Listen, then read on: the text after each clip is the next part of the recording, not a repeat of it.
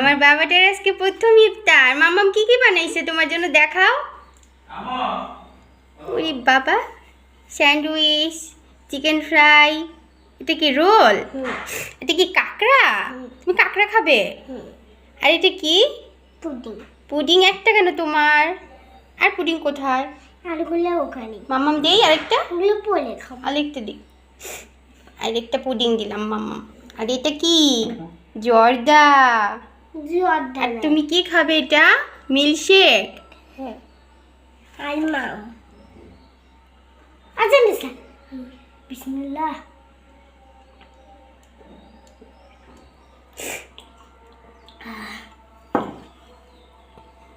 খাও। আজকে আমার বাবাটার প্রথম রোজা ছিল, আজকে আমার বাবাটার, তাই না?